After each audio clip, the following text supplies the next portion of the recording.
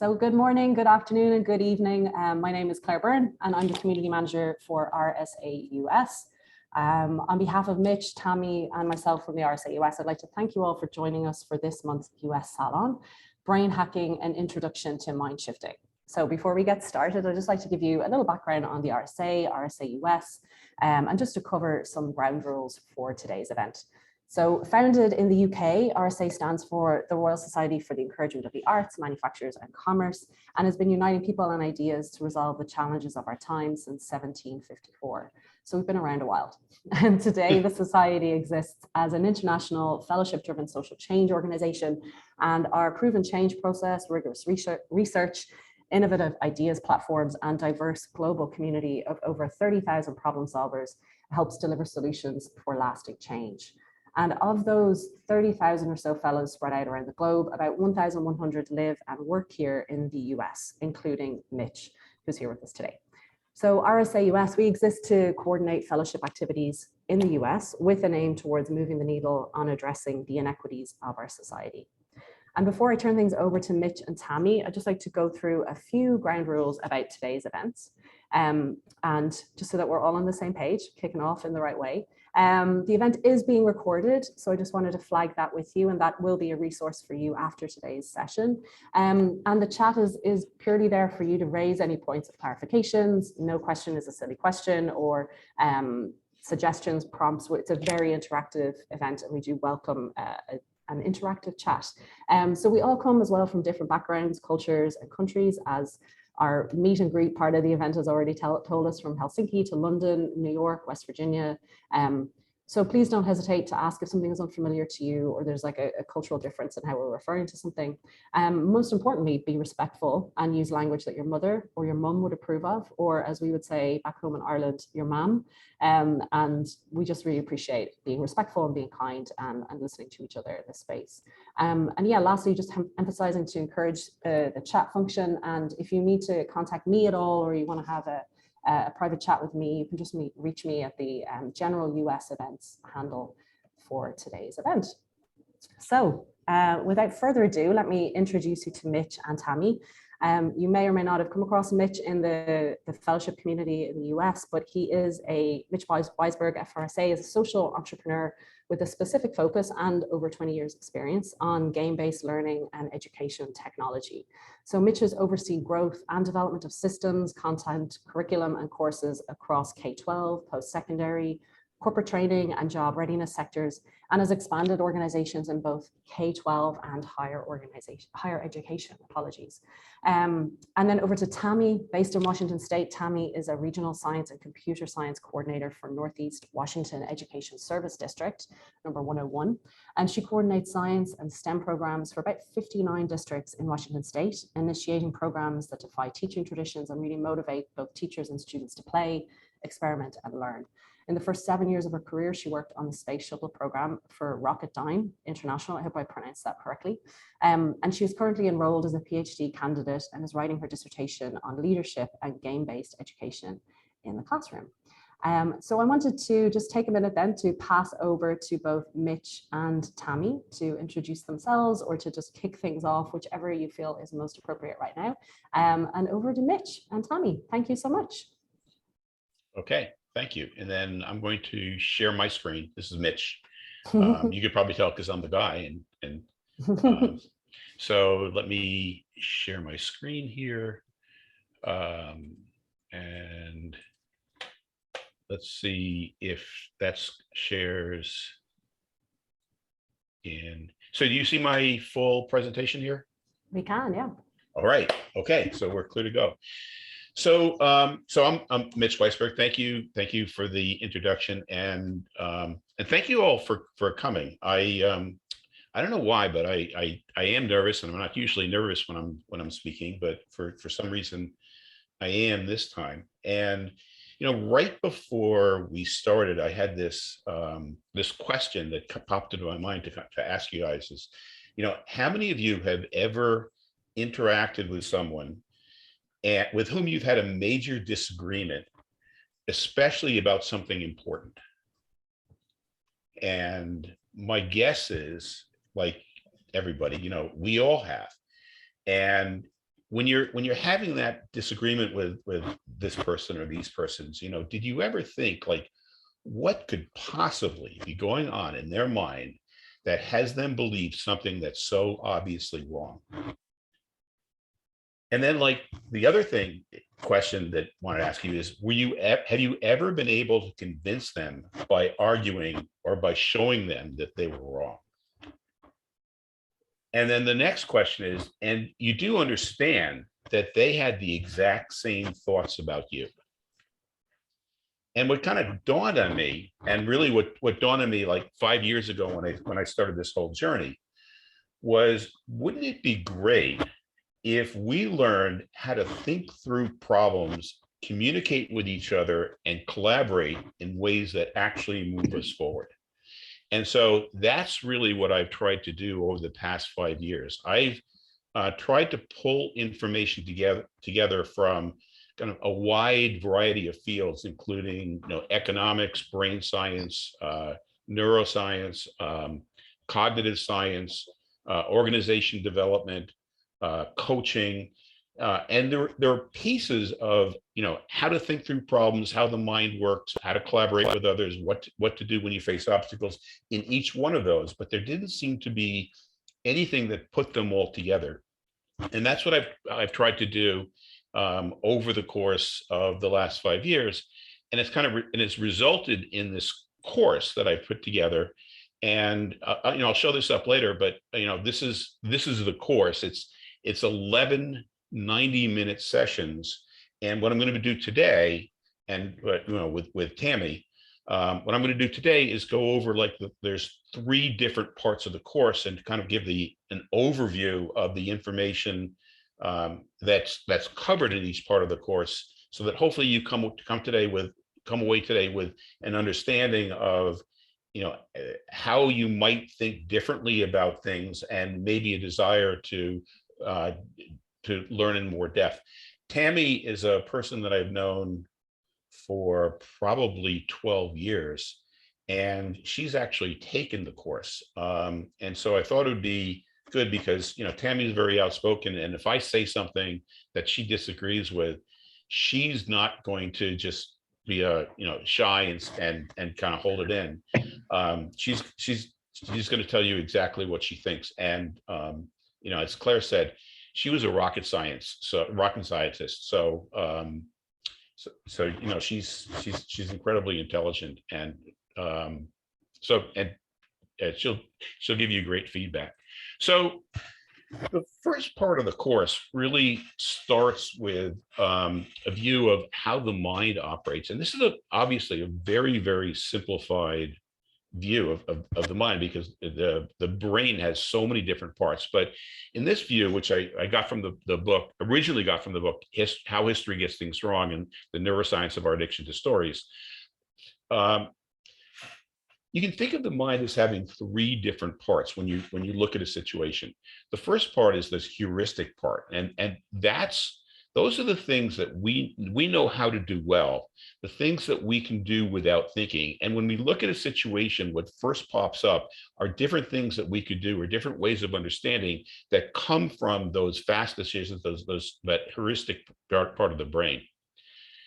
The second part of the brain is kind of like a scale. It says, should I do this or should I not do this? It's basically everything that you think of comes down to binary. Is it good or is it bad? Is it painful or is it not painful?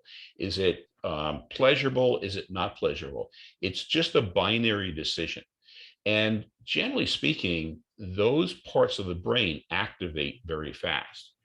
And then the third part of the brain is our conscious part of the brain, and that actually gets activated very slowly. So if you think about it, we look at a situation, and the heuristic part of the brain says, is it this? Should we do this? And the emotional part of the brain says, no, no, no, yes. And that goes through that process maybe 50, 100 times, or can go through 50 or 100 times before our conscious part of the brain actually kicks in. Generally, what's happened is the decision has already been made by our brain.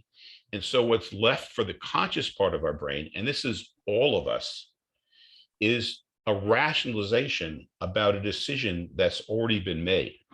So that and in fact, those first parts, the heuristic part of the parts of the brain and the emotional parts of the brain, get triggered in hundredths of a second, whereas the conscious part of the brain gets triggered in, say, 2 to 3 seconds.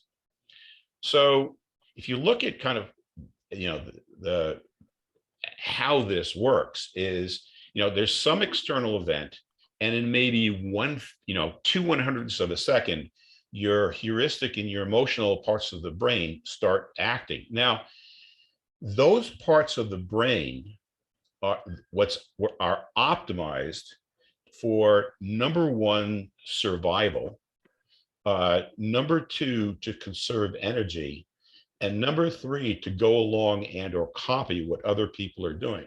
So they're primed for things that are threats. And when there's a threat, if you see in the middle, you get these feelings of fear, pain, or anxiety, those trigger the release of cortisol and adrenaline. And it turns out cortisol and adrenaline shut down the ability of our conscious mind to really think. And so those come up with actions, which are generally some combination of fight, flight, freeze, habit, or go along with what other people do. And our prefrontal cortex is left thinking about some rationalization or justification for some decision that's already been made. So if you think about people reacting to, immigration, okay, or gun control, very often it's like, they're going to take away my guns. Okay, there's your cortisol and adrenaline cutting down the prefrontal cortex. And a person who's reacting that way has no ability to think through facts. They're reacting from fear, pain, and anxiety, and anything that's said at that point without going back and getting them into a more resourceful state is not going to be successful. On the other hand, when we're resourceful, those same external event, we come through and say, should we do this? Should we do that? And we tend to approach that event thinking about opportunities. We're playful, we're curious, we're exploring. That releases other hormones, which then expand the ability of our prefrontal cortex to think through and be creative, to connect with other people, to explore different things and evaluate them, to come up with innovative ways of accomplishing things, to align actions to our higher level goals, or to commit to some action that we can really focus on with other people. And then that results from some action. So where we want to go is in this resourceful state of mind. And yet generally what happens by default is we're reacting as if it's a threat, or to conserve energy, which a habit, which also kind of cuts off our prefrontal cortex. But what the course does in its first part is goes through probably 30 or 40 different techniques on how we can trigger this resourceful part of the mind. But I think one of the biggest ways of doing that is just being aware that sometimes we're reacting in this form, kind of going meta and saying, oh, I think I may be reacting in this form, or this other person may be reacting in this form. That alone will very often trigger our ability to say, well, you know something, I don't have to react this way. I can be more resourceful. But again, the course goes through about 50 or 70 different ways of changing the mind into a more resourceful state. And from that, let me just ask Tammie. So how did this apply to you, or what are your thoughts? That's interesting because this applies to me every single day. So let me tell you something that currently, like within the last week, happened. So I have equipment that's on order, right? And the equipment has to come before a certain date. And before I place the order, and I know there's a supply chain in this equipment that I'm waiting for because it has resistors and things right out of Silicon Valley. And we all know that we're having a problem getting. So I know that I said to the company, hey, I need to get this before May 4th because I have a workshop that's kind of depending on that. And they said, yeah, that won't be a problem. Well, it is June 16th and I still don't have that, right? And when I think about the first thing that went through my mind is I'm angry. Like I preloaded everything, and by God, rightfully, I should have my equipment, right? And then I think about, right, ways that we are resourceful. First of all, I always have a plan B for a workshop if I don't get what I need, right? And the equipment, it wasn't about the equipment, right? The meaning of the workshop can be done in other ways. I would have loved to have that stuff because of how powerful the tool is. But when we think about things, well, for me, right? So, and then I got the box, right? And I was so excited, and I emailed them and I said, the box arrived today. I'm so thrilled. This was like this last Monday. And then I opened the box and it wasn't my stuff. This box was it had the wrong packing slip. It was supposed to go to Canada. And when I think about, how we're resourceful and how, because at first, the reaction is by God, I have been wronged. And then when I think about who that serves or how I can make this work out so that everybody gets to win, right? So then, I just contacted him again. And here's the thing, nobody is getting it wrong on purpose. Like really. So even though all that emotion went into, I have been wrong, it's ridiculous, blah, blah, blah, right? The other piece of me at the other part is like, what, how many times have I inadvertently done something and I was hoping for grace and kindness, right? So whoever has these are people packing that stuff, and I don't know their story, right? And it's always about where people are at any given moment. Okay, Mitch, I'm ready to pass it out. So I'd like to throw it out to the audience now, is like, as we were going through, this discussion of how the brain works, what were some of your thoughts? I mean, did you disagree with it? Do you agree with it? Do you see an application? Do you have questions? And feel free to come off mute and just chime in with any thoughts that you may have, or use the chat box.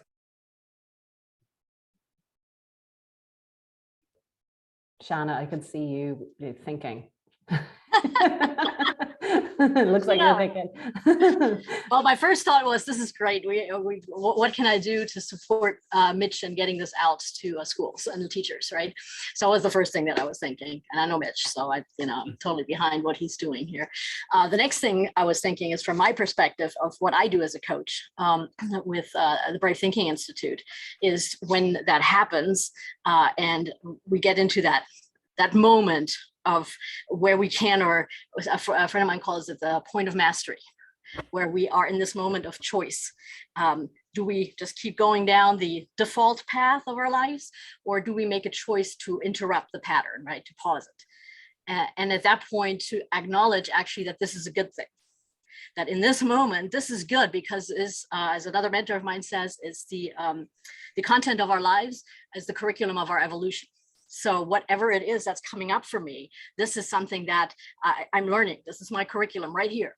And so how do I take this to make something even bigger and better out of it? So that was the other thing that came. And so then the third thing that came was like, okay, I can't wait to hear more about this. So keep on keeping on. No, thank you. Yeah. Yeah, it's somebody else, or I can just give an example from me where this really came into play. So I'll start my example, but feel free to interrupt me. It was like, so it was a few years ago, and it was July 3rd, which is my son's birthday. My daughter lived in,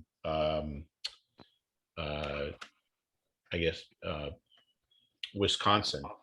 And so myself, my wife, our son, who was 32 at the time, and my mother-in-law, who was 92 at the time, were flying out on July 3rd for the July 4th celebration in Wisconsin, which is July 4th celebration is on the night of July 3rd.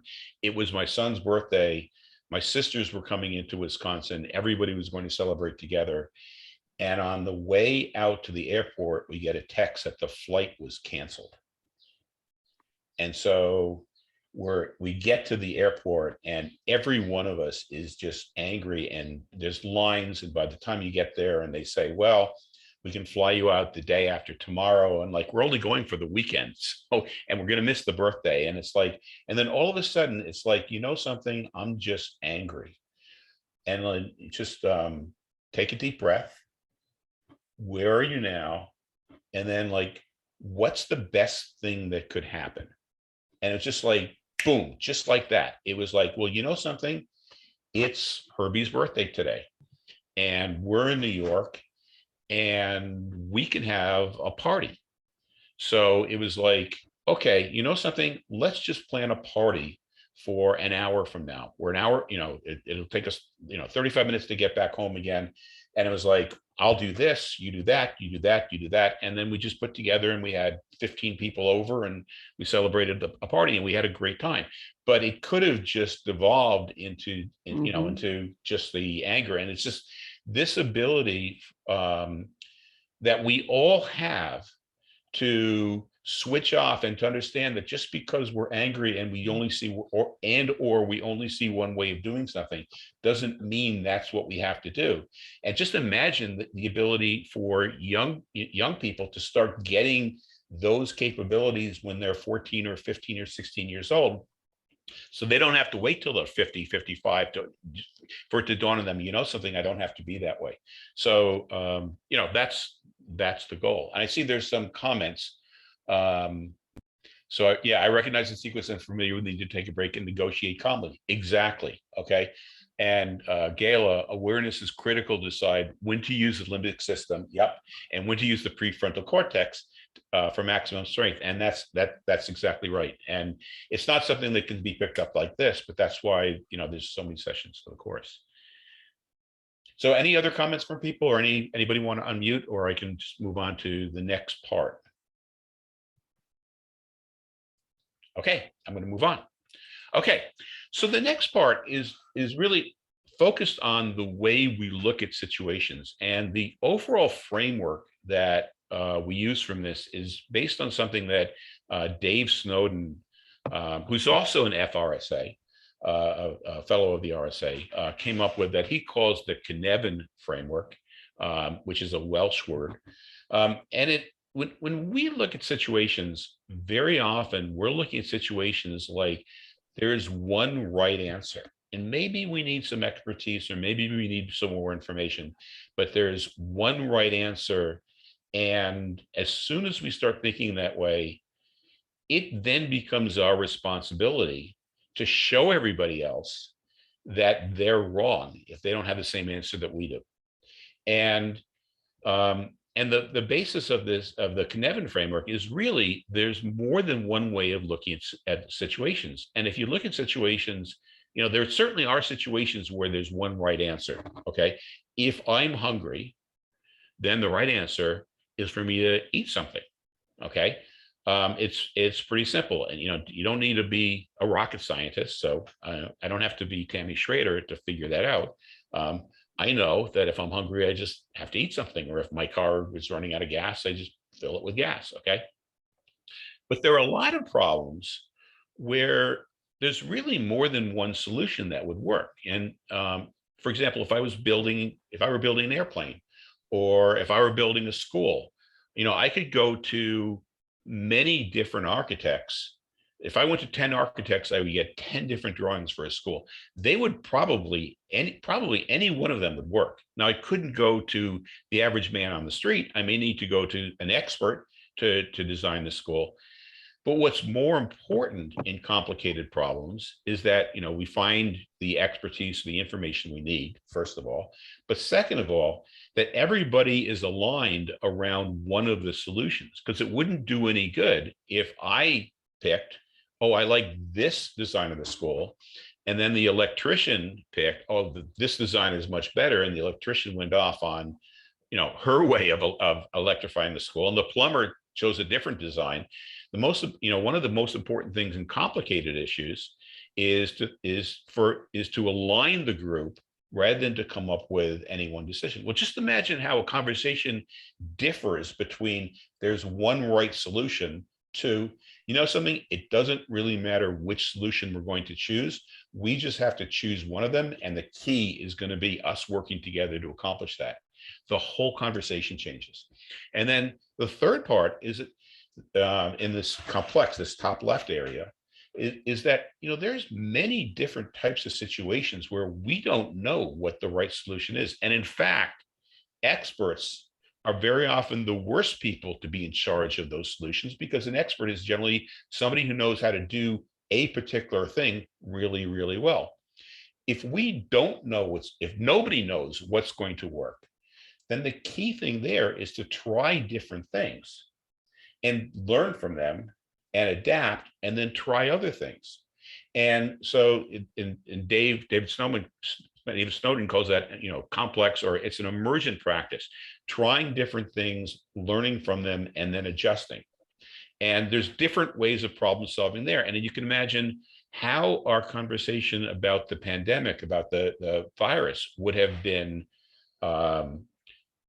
far different if, instead of treating it as a simple problem, like we have to use masks or we have to get vaccinated and it's definitely going to work, to, you know something, we don't know what's going to work, but we have to try some of these different things. And we have experts who know how to do these things well, but in general, even they don't know. And our whole conversation would have been different. And I think we probably would have, if everybody had that attitude, we would have been able to work together a lot better. And you look at any of these problems with, you know, pollution, with wars, with hunger, with sustainability. If everybody had the frame of mind that these are complex issues, nobody has the answer, and we have to try different things, our whole troubleshooting would be very different. And then there are times, this lower left, chaotic, where we're just in danger. Okay, and the number one thing that we have to do is figure out how to be safe. And there's ways of reacting to chaotic situations. There's ways of planning for chaotic situations so that they don't become as chaotic. And so just having the flexibility to look at those 4 different types of problems and recognizing that things can go from one type to another. Things don't generally go from complex to simple, but they might go from complex to complicated, and from complicated to something that becomes common sense.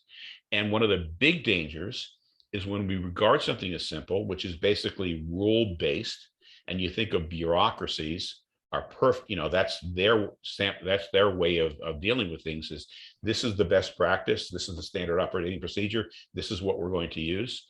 Well, what happens when the situation starts changing and we're still following those same rules? Eventually, things break apart and we fall off that cliff into a dangerous situation. And so that's really the second part of the course is really going through, how do you recognize those different types of situations? What happens if we misrepresent a situation? Who are the types of people who tend to misrepresent different situations?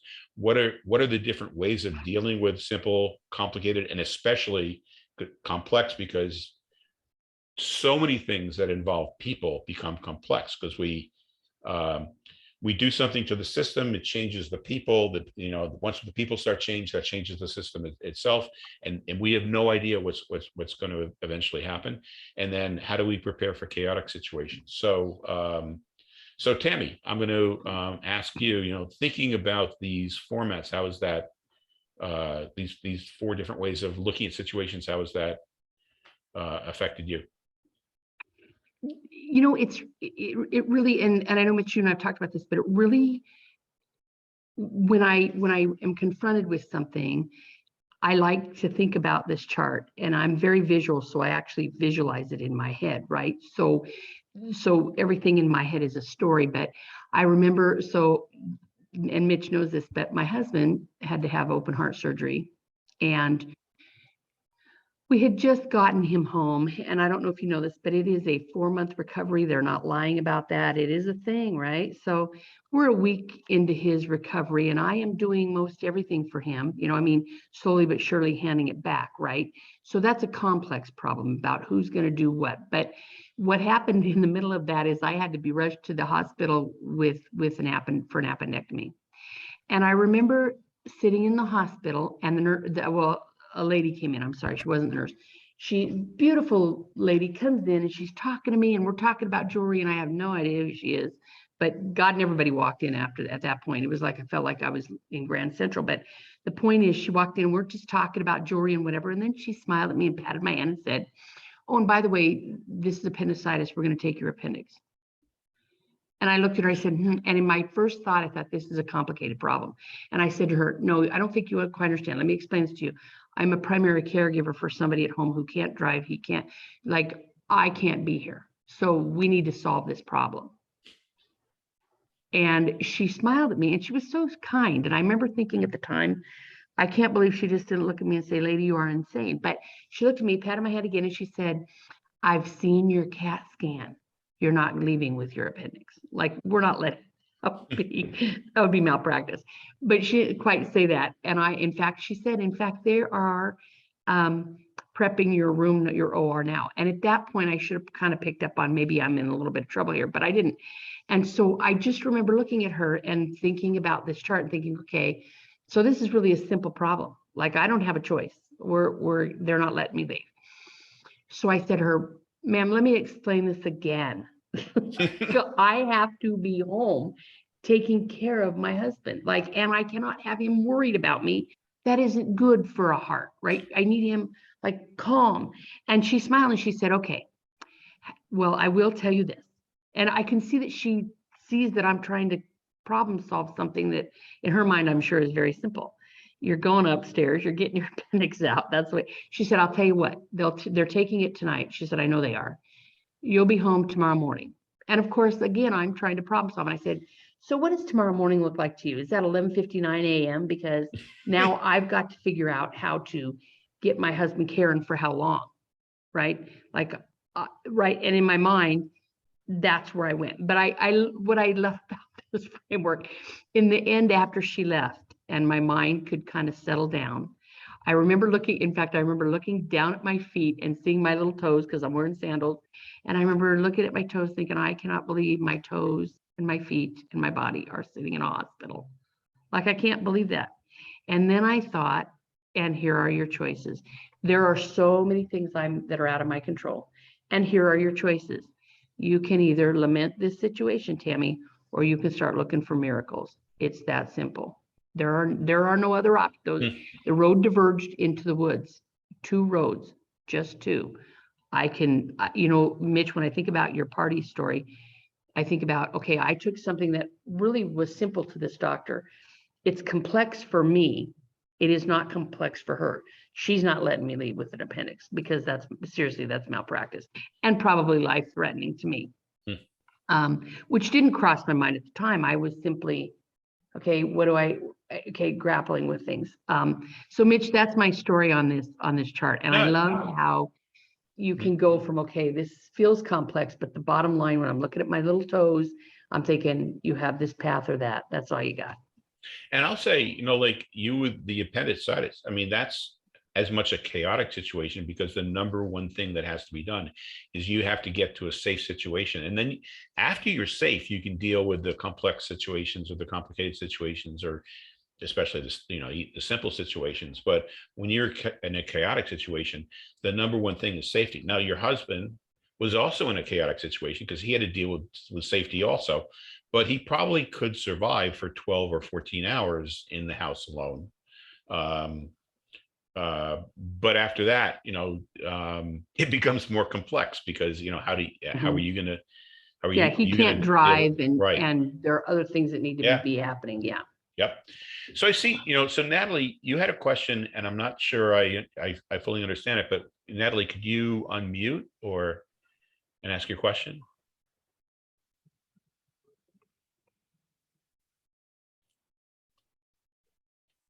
Good.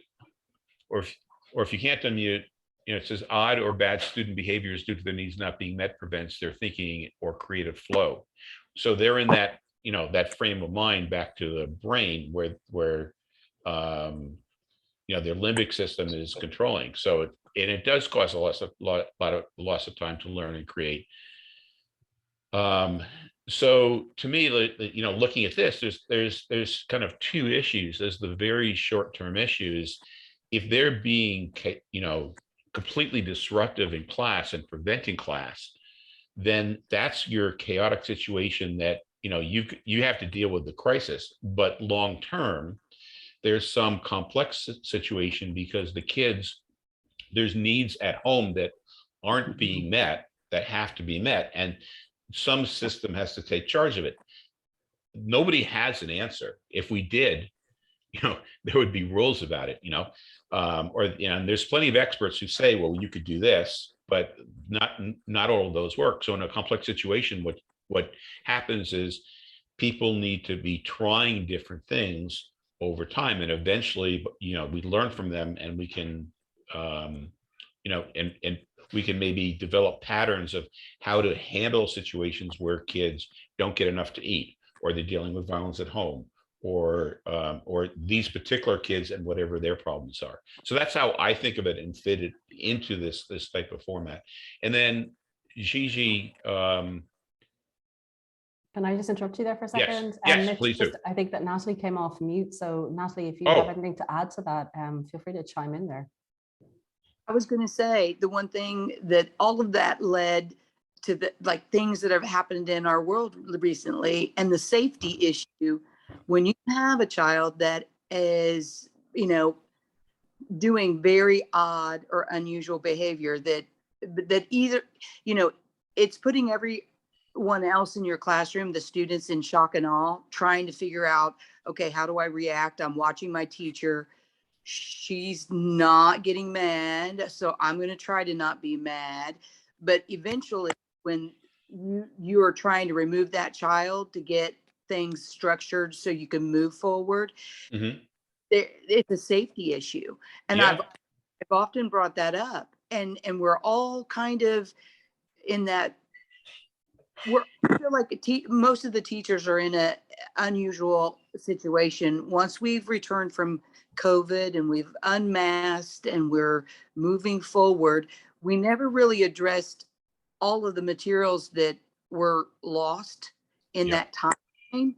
And I feel like we're working with deficits, which is causing a lot of anger because they're not ready to move forward academically, or even, you know, a thought process, how you problem solve. I don't think they're there yet either. But regardless, you know, when I was listening to you share those slides, it just prompted me to post that, because it seems it's building upon all of the breakdowns in our society. And we're being asked to try to fix that stuff in our classroom, and it's taking away from our learning. Like So anyway, that's what I'm trying to put out there in the world. It's, you know, this has been such a horrendous year after a previous horrendous year for classrooms and teachers and kids. And it's my hope that if we got people into these frames of mind, and the next one, which I'm going to transition to in a moment, that will put people, you know, if administrators could learn to think this way, if teachers thought this way, if the next generation could think this way, then maybe we could start moving towards solutions and enacting solutions and trying different things out, rather than blaming. And, you know, which is to a large extent what we're doing, is we feel a little bit better when we can blame and say, well, it's the administration's fault, or it's the teacher's fault, or it's the parents' fault, or it's the government's fault. But we're not moving forward when we're doing that. And you know, my heart was breaking as you were talking. So just, you know, thinking through a little, you know, moving forward from what Natalie was bringing up, is that, you know, probably whatever we do to try to solve a situation, the first thing we do isn't going to fully solve the situation. And certainly if we have the frame of mind that we're expecting that the first thing we do is going to solve the situation, then when it doesn't, we've failed. And that puts a completely different spin on the problem, because if we failed, then we either give up or we rely on grit to come back and do it anyhow. And, you know, winners never quit, right?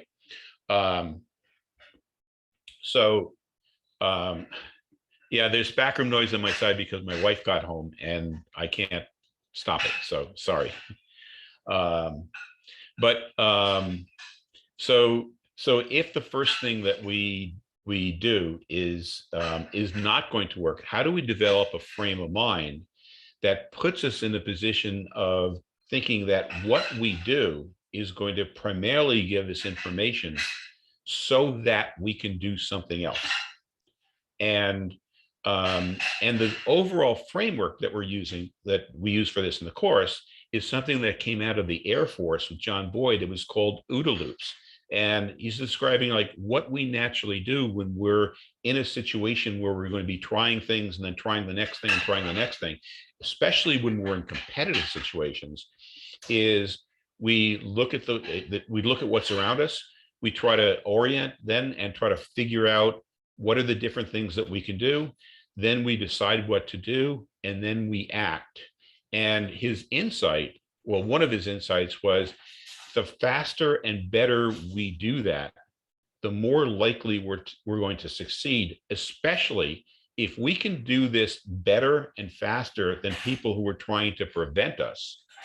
Then eventually they're going to give up, they're going to get confused, they're going to get disoriented, or the best thing that could happen is they could say, well, you know something, I'm going to join in with them. And this looks deceptively simple, but this is a rendering of his full framework. And so see observe, orient, decide, and act. And the most important stage of those four is the orientation stage, where, as people with our genetic abilities as people, there's certain ways that we have of thinking through things, and we can get better and better at what our natural inclinations are. We're in certain cultures for society, cultures of people from work, cultures of people that we hang out with, and they, what in there helps us, or what's useful, what are we going to use? There's new information that we're looking at, there's previous experiences, and we're taking all of that information and we're either analyzing it or we're synthesizing, coming up with new things to be able to come up with alternatives to then make decisions and then act and then observe those. And I just want to bring your attention to there are three different types of loops here. Okay, there's a loop that says, observation, feed forward, you go to orientation, and then you go to implicit guidance and control, and then back to observation. This is a closed loop that just builds on it. And this is the dangerous loop that we all get into is, we see something, we think about it, we get into some type of an echo chamber, and it just grows and grows. And when we're in that loop, it's relatively difficult to get out of the loop unless we're aware that we can go into those loops. The second loop is observe, to orient, to decide, to act, and then back to observation. If we can pull together methods of meeting different situations so that we go into a situation, again, especially if people are competing against us or trying to prevent us from being successful, we can go into those situations armed with a lot of different tools that we don't even have to think about in terms of how to use them. Then we can react really fast, and the faster we react effectively, the more likely we are to succeed. And then the third loop is observe, orient, decide, act, and then it comes back to what's happening in the real world, and then back to unfolding on the left, unfolding in environmental interactions and what circumstances are coming, and what outside information is out there, and re-observing. That's a much slower loop. And when we're not in the middle of the action, if we can use that slower loop to build up our internal skills, then the next time we approach something, the faster we're going to be. If we're in the middle of something and we don't have the tools and we have to go to that slower loop, then we tend to be reacting too slowly to really fix the issue, especially if others are more skilled than us. And so that this third section of the course is, first of all, how do you think this way? Second of all, what are the different ways of building your tool set? Fourth, how might people get in our way, and how can we work with them in order to build collaborative structures rather than antagonistic structures? Or if we have to, how can we work against them in order to minimize their power over the outcome? And then we're probably working within organizations. What are the points within organizations where we can apply this to have the greatest effect? And if we're building organizations or we're leaders, how do we build an organization that's flexible and effective like this? So it's that section probably takes 5 of the 11 classes, because we're covering so much information. And I see this question. So before I turn this over to Tammie, it's just like, is it a bad thing or is it a good thing to use the slower loop route? So if you have to use the slower routes, slower route sometimes. But just think about, like, if you were playing tennis, okay, and the person hits a shot to you, you really don't have time to think, gee, something, I bet you if I had a top spin forehand, I could hit this better. Let me quickly develop a top spin forehand. You just don't have time to do that. But if you've played a match and you say, well, something, if I had a top spin forehand, I could have really done much better in this match. And then you go and you practice that top spin forehand, so you got it, then you're really prepared for the next match. So you use that loop to reflect on, but it's really, if you're in the middle of doing something and you have to use that loop, then you're probably going at a slower pace than what's optimal. So let me just go to Tammie. And Tammie, how did this affect you? And you're muted. You're muted. Sorry. Oh, I don't know how I muted. Okay, I apologize. One of the ways this affects me, so I look at pieces of my work, right?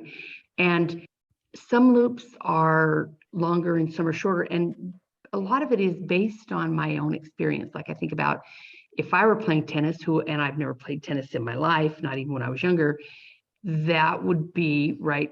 I would really want to do some reflecting and the longer loops, but obviously not in the moment while the ball's coming at me. But one of the things I've been tasked with is I do a lot of work around game-based education. So today I was asked to put together an activator for this other meeting that I'm joining, and it was a really simple lift because I've done these quite frequently and reflected on how to get people to participate and how do you get the most out of this activity, right? And to me, that is a fast coming loop, right? I'm building it off my experience, which again, I've done this a few times, well, probably a few hundred. And then the difference is, last week I was invited to meet with a state senator here, and I have a lot of work in game-based experience. And she said, hey, I want Washington State to lead the way in game-based learning. And I think the look on my face had to have been, I have no freaking idea. Like, I know how to change a small system. That's my job. It's my work.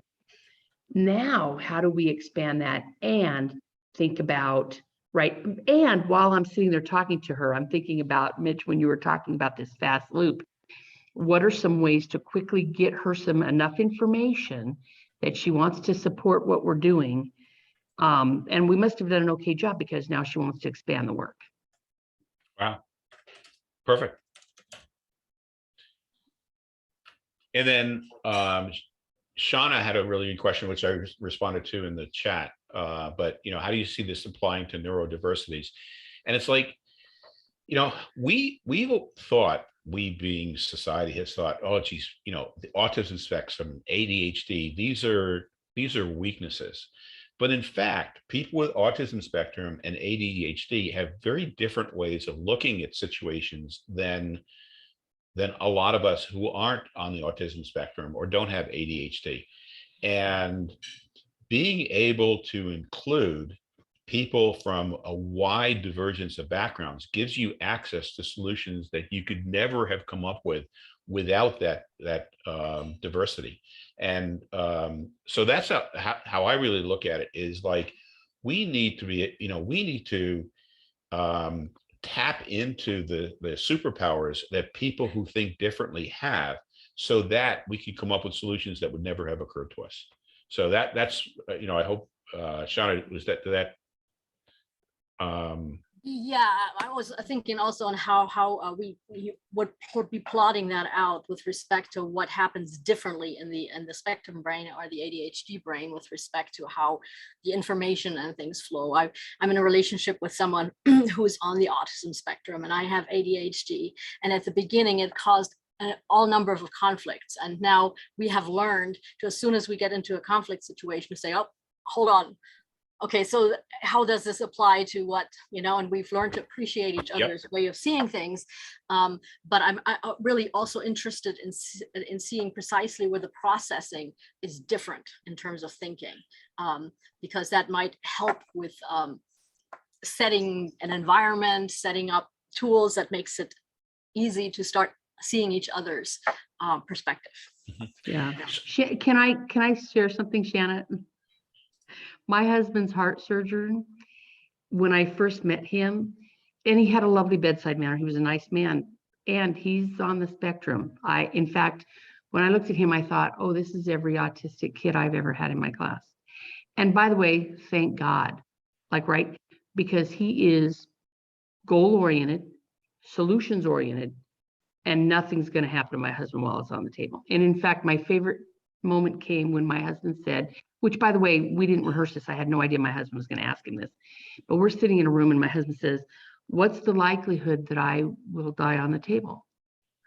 And me being ADHD, much like yourself, my emotions just I caught my breath. And what I loved about this surgeon is, and this is when I realized he was on the spectrum, was he didn't answer at all with any emotion. He turned around and he said, oh, I'm not going to lose you on the table. He said, I never lose patients on the table. I lose them when they don't follow instructions, and then I've got to go back in and clean up a mess you make. And let me tell you, that response was so, every kid I've ever had in my classroom, I thought that's exactly how they would have responded. And it's not an emotional question for them. It's a, give me the facts. And what I love about that is, I think about this, and I was talking to somebody about it later, and they said, well, most surgeons are probably somewhere on that spectrum. And I thought, and thank God, because I didn't need him to try to make me feel better at that moment. I needed him to answer the question for my husband. Thanks, Mitch, for letting me interrupt. That was great. Thank you. Yeah. And then just, one of the things that we go through in the course is that, people always feel that when they were in a group where there isn't a lot of disagreement and there's not a lot of diversity, that the group is really functioning well because it's a lot easier. Okay. But when people look and measure the results of groups, they find that groups that are very different and get into arguments and get into fights and work through them tend to achieve significantly better results than the groups that are homogenous. So and Claire's mentioning that we should open up to questions. So let me let me open it up and to questions, and let me also just advance to the last slide, which is a link to the course. But so questions for everybody. I guess questions you have for me, and also what takeaways do you have from listening to this? Did this give you? My goal was for you all to get some information that you could take back and would help you with your lives, work or whatever. What can you take out of this? Feel free to come off mute if you have any pressing questions or comments, or you want to share your takeaways with everybody. My voice keeps coming and going today because I'm battling a cold, so I'm going to be pretty quiet towards the end of the event. but Shana or Gigi or Gayla, I see Michael there on camera as well. I didn't see you earlier, Michael. Hello. And John or Beth, if anyone wants to chime in with their takeaways or questions, feel free to do so. Yeah, I see Leslie's question, and the question is, do you think it's significant that the higher proportion of participants today are female? And I don't know. My first reaction is that men tend to think that they're right. Now, whether that's true or not, but just like men tend to think that they're right, men tend very often think that they're they don't need to change, and women seem to be more attuned to something. There's nuances here, so that would be my gut reaction, my immediate reaction to your question. But I could be really far off. I hope that answered it. And I just wanted to also share that there's probably a lot to digest from this particular session in terms of just like the sheer scope of work. And this is Mitch just touching on some of the stuff that he covers in his course. I'm just going to make sure that you can spotlight so you can actually see me. I'm chatting away and probably you can't see me. But we will be setting up a follow-up email to you all, and we will be making sure that you can access these resources, and also just making sure that there's a follow-up there, so you have access to content and you have access to the recording. And I'm sure Mitch would be more than welcome to, or more than happy to welcome your emails and your comments. So sure. we can send that as well in the follow-up email. And I see a couple of people just joined, and I think that probably we messed up with time zones somehow or other. Oh yeah, I know. I struggle to keep up with the 6 different time Right. zones, so I'm sure that if we have some global folks joining, thank you for joining us, and apologies that we missed you, but we're actually wrapping things up. And it's just great to hear some of the takeaways, like lots to digest. And I know that Natalie said there, her thoughts are always open for change, which is great. But I just don't want to keep anyone too much longer. And I just wanted to spend a few minutes just saying thank you. And please feel free to stay in touch. If you have any questions, comments, or if you want to be in touch with Mitch, I'll share all those details in a follow-up email. And I will be posting this event to our YouTube channel, so you'll have access to that probably by tomorrow. And just wanted to say a massive thank you for spending your time with us today, having a cup of coffee or tea with us and sharing your thoughts with us. We really appreciate that, and for sharing your stories as well. So we'll be in touch by email. Have a wonderful rest of your afternoon, thank you all for morning joining. or evening, and thank you all so much. It was great to see you. Take care.